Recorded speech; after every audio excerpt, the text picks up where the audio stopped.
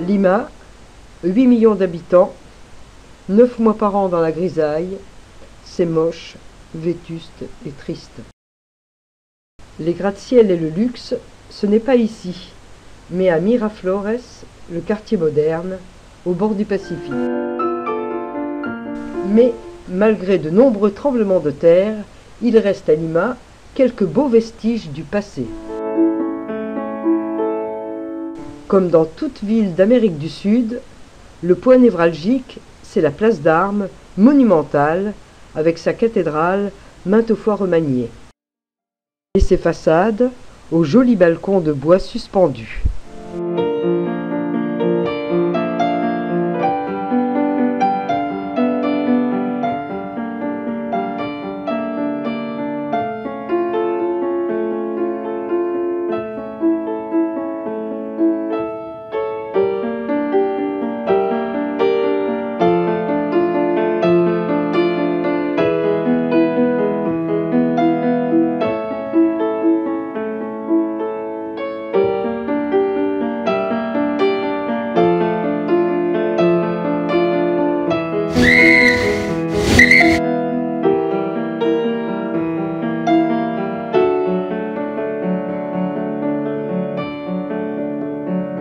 Au centre-ville, une seule rue piétonne un peu chic.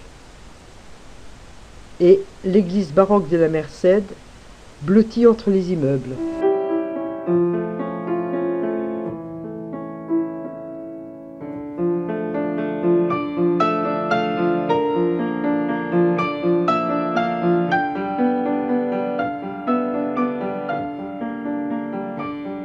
Dans les rétables dorés, finesse éthérée des statues de bois polychrome, richement vêtues.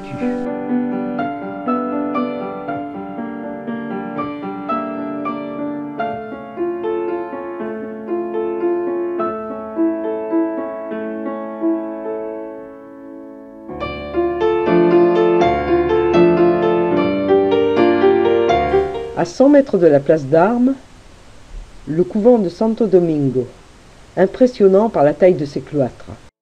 Ici vivaient près de 300 moines.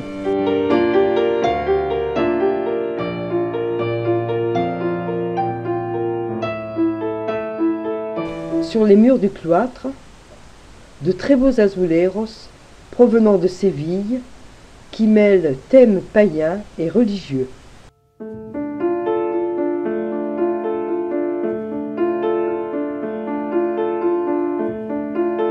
Ce couvent Santo Domingo fut le siège de la première université d'Amérique. On y soutenait des thèses de théologie, de grammaire et de philosophie. Dans la crypte repose la très vénérée Sainte Rose de Lima, patronne de la ville.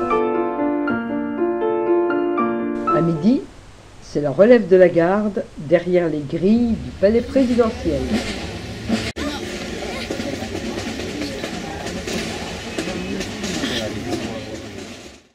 À Lima, les églises baroques sont revêtues d'un badigeon coloré sur lequel se détachent les portails monumentaux.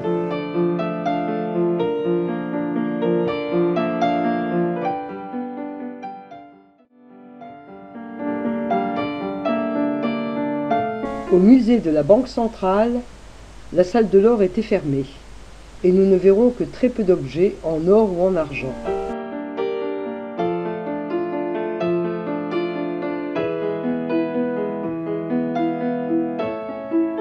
Mais les poteries, provenant de toutes les cultures précolombiennes, étaient remarquables.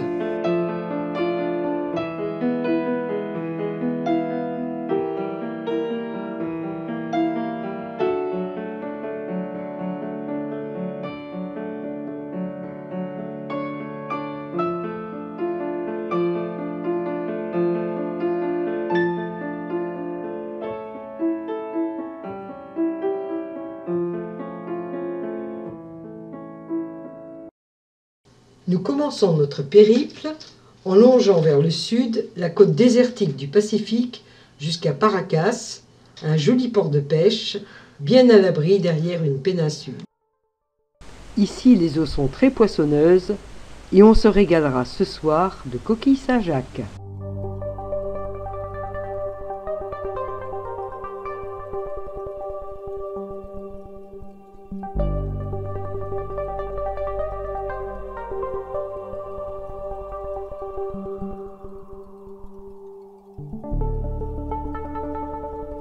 Le lendemain matin, embarquement pour les îles Ballestas sur une puissante vedette.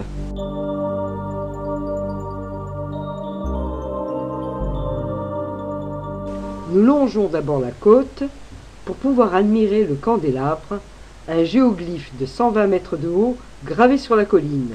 De quand date-t-il? Que signifie-t-il? C'est encore une énigme. À 20 km au large de Paracas, les îles Ballestas doivent leur nom, qui signifie arquebuse en espagnol, aux nombreuses arches que la mer a creusées.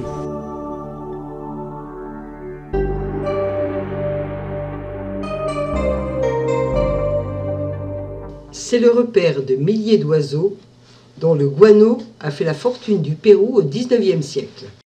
3 espèces d'oiseaux produisent ce guano, les fous variés qui vivent ici en immenses colonies, les cormorans et les pélicans.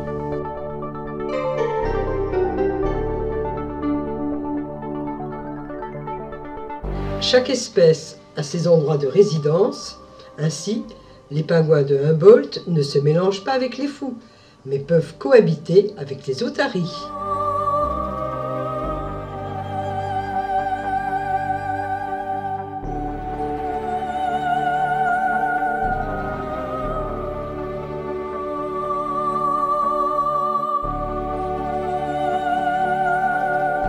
Il n'y a pas de port pour aborder sur ces îles et l'exploitation du guano reste artisanale et périlleuse.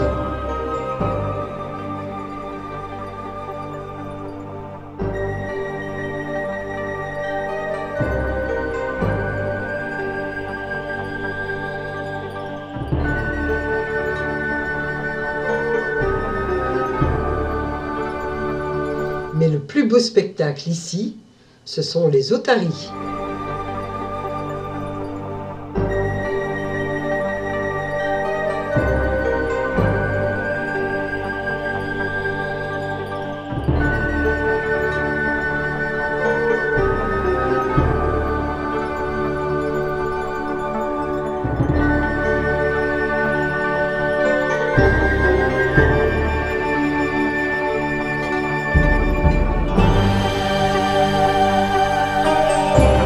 Nous voilà dans le désert de Paracas, et comme dans tout désert, il y a de drôles de mirages.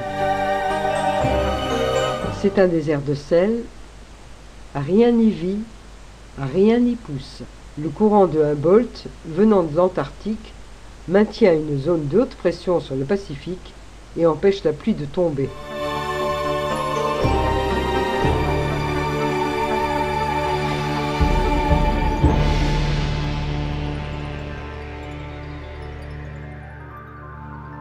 C'est quand même bizarre, un désert au bord de la mer.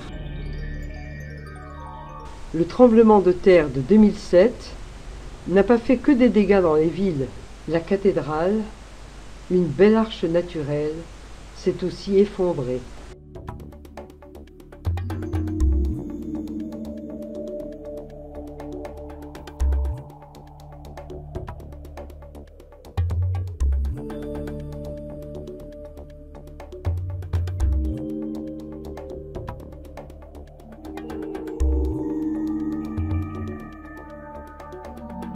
À midi, notre chauffeur nous arrêtera dans un hameau de pêcheurs pour un déjeuner de poissons.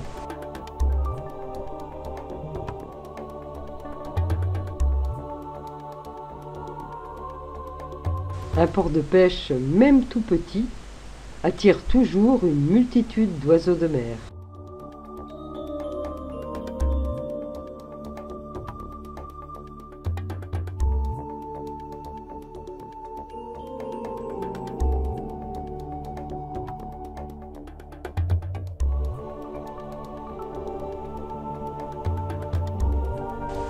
tandis que sur la plage, on s'affaire à ramasser des algues.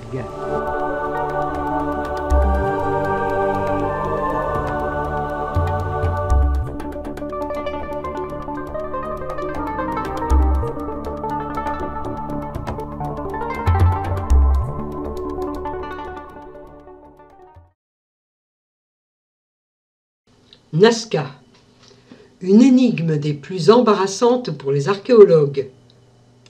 Découvertes par avion dans les années 30, les lignes de Nazca ne sont lisibles que du ciel.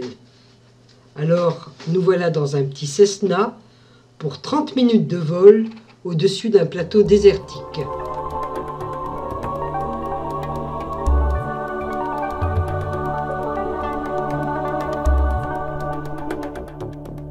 Par qui, pour qui et pourquoi a été tracé cet entrelac de lignes géométriques interminables? Était-ce un gigantesque calendrier astronomique ou des pistes d'atterrissage pour des vaisseaux spatiaux, comme le prouverait ce géoglyphe appelé le cosmonaute?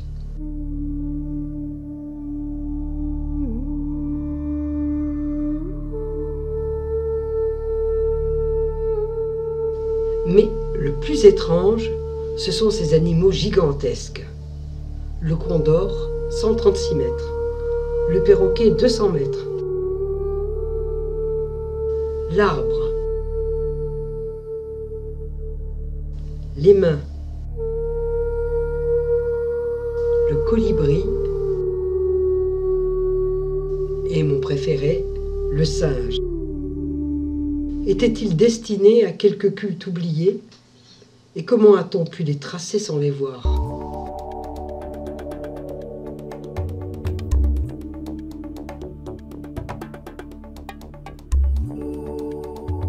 Retour à la ville de Nazca à l'heure de la sieste.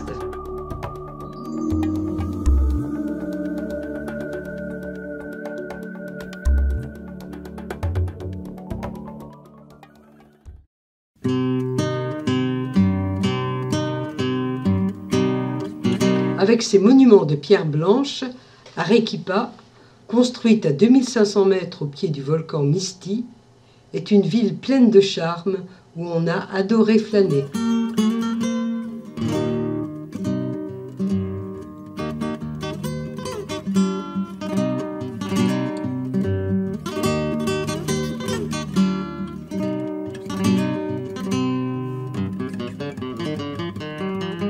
On découvre ici, sur la façade de l'église des Jésuites, le style churrigueresque, un baroque très ouvragé. Sur un fronton, Santiago Matamor, glaive de l'église et symbole de la conquête espagnole.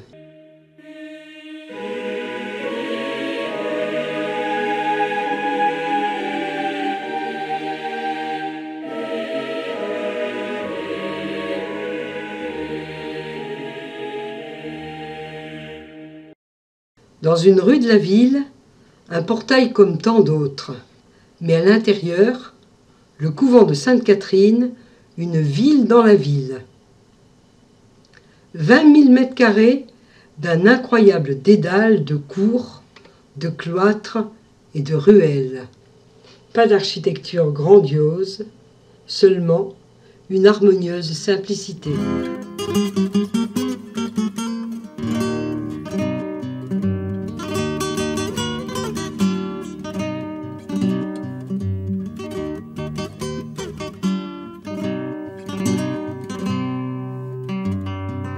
Fondé au XVIe siècle, ce couvent accueillait les filles cadettes de familles fortunées, susceptibles d'apporter une dot substantielle.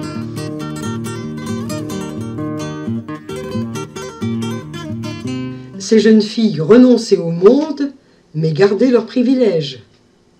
Une ou deux de leurs servantes prenaient également le voile pour continuer à les servir.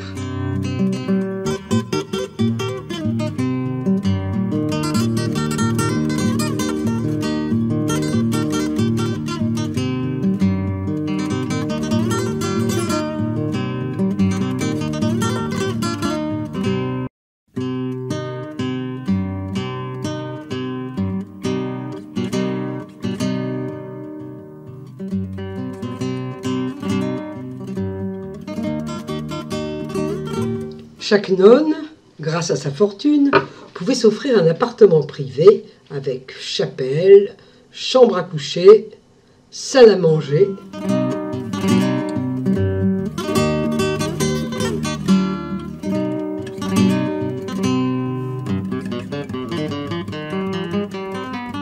Cuisine particulière, petit jardin ou patio.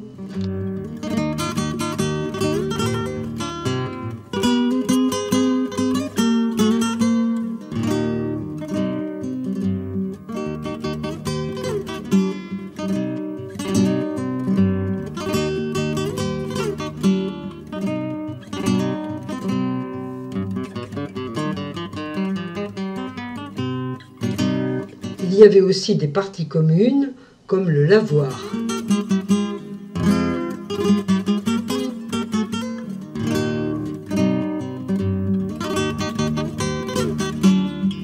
En 1870, le pape Pie IX mit fin à ce statut privilégié. Les religieuses durent quitter leurs appartements privés, renoncer à leurs servantes et dormir en dortoir. Et la cuisine devint communautaire.